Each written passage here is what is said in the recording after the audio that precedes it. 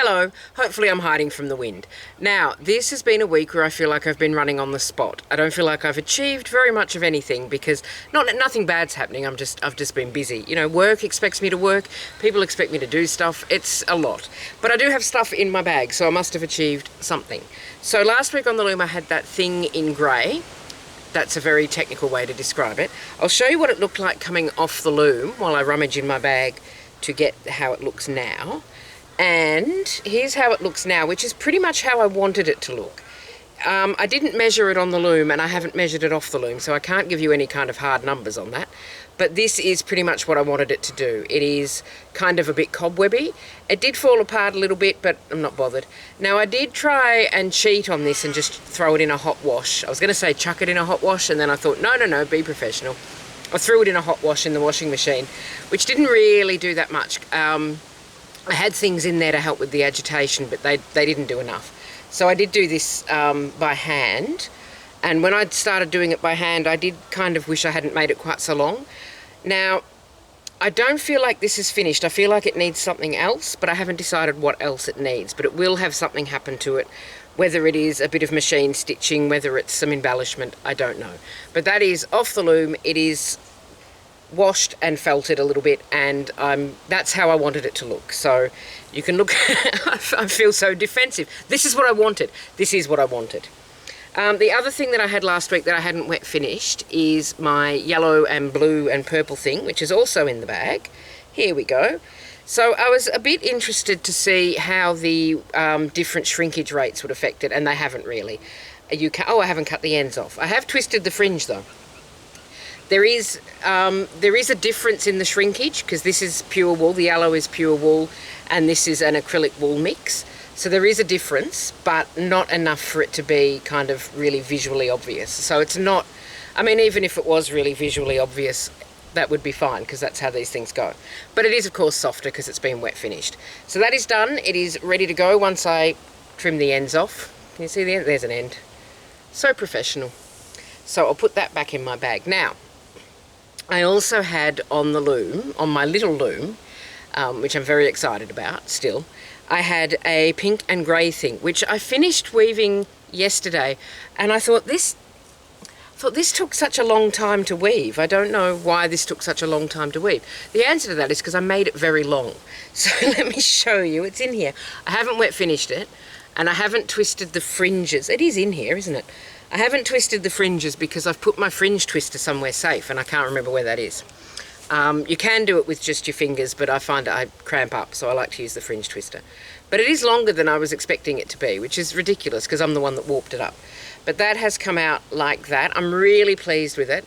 I did have a little bit of tension difficulty towards the end because I was overconfident in the slub texture. So I'll show you a bit of the slub texture, which is just, I'm trying to find a good one without any ends in the way. There we go. I don't know if you can see that. Slightly thicker texture just there where it's a bit more loosely woven. Now this does have a sort of a core in that slub, so that slub shouldn't really have given way, but it kind of did in some places. So I did have some tension difficulties. It is so long. I don't know how long it is. That's about 170, so maybe 2 meters, a bit over 2 meters. So that needs its fringe twisted, again showing you in a professional manner. So yeah, I haven't twisted the fringe because I can't remember where I've put my fringe twister, and it does need to be twisted because the slub will fray.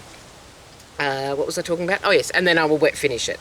But I don't expect much shrinkage or anything like that. It is cotton and viscose, so it shouldn't do much. It shouldn't look much difference. But I suppose we'll find out next week.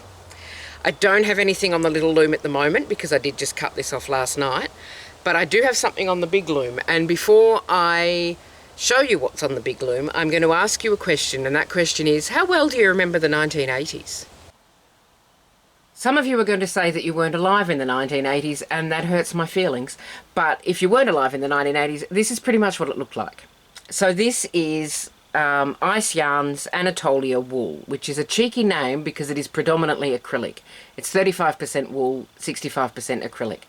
But this was on their website. I went looking for some cotton because I am planning to weave some fabric and make a dress. They didn't have any cotton that I liked, but this was sitting on their website as one of their new yarns.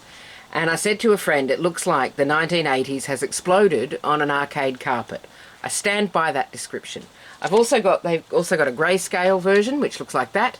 And those might work together as warp and weft. I was thinking of just using this for warp and weft, but I thought it might have been visually distressing. So I've got instead just some plain merino in black for the weft, which is making the colours really, really stand out. The other thing that's making some of the colours stand out, although not on this side of the weave, is I've got a pick-up stick pattern. You might be able to see these 3 little equal signs on each side. So on this side, that's bringing the black to the front, so it's skipping over some of the warp thread, which means that that warp thread on the other side, I'll see if I can get a shot of that. I have tied my pickup stick to the loom so I can move it to record this, so I should be able to flip it over without hardly any damage at all. So I'll see if I can show you the back or the front. Doesn't matter, double-sided.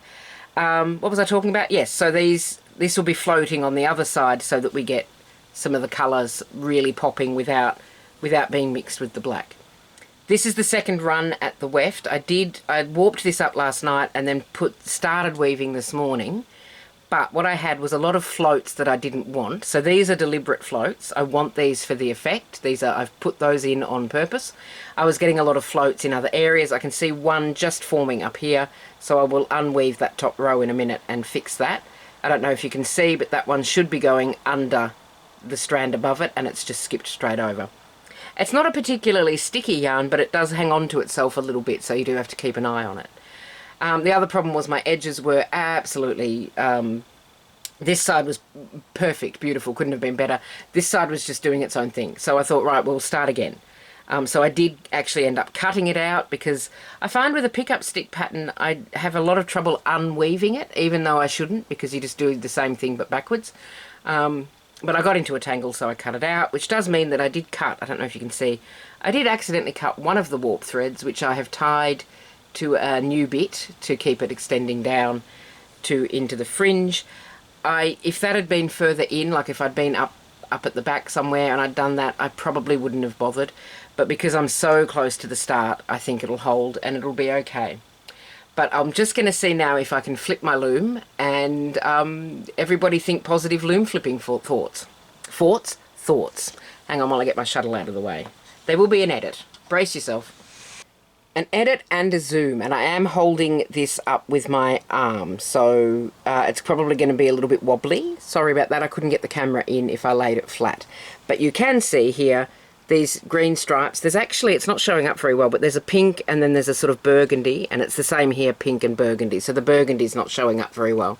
But I do have pairs of deliberate floats, so that will bring out some of the colours to the forefront and make a bit of a design feature. But that is what is happening on my loom. I don't know that I'll have it finished by next week, because for one, it's very long, and the second reason is I do still have my little loom to warp up and do something with. So having 2 looms is not making me any faster, that is for sure. And that is what I have for you this week. It is another all weaving edition. I appear to be in weaving mode. I think it's because I have so much yarn in my house. My stash, my aunt's stash, yarn I keep buying because I'm not to be trusted, and so I feel like I'm trying to get through some of that stash before I move on to anything else. I do have some sewing plans, but we'll see how they pan out. Maybe next year. I think maybe for the rest of this year we are just weaving. Anyway, thank you very much for watching. Take care of yourself, and I will see you soon. Bye for now.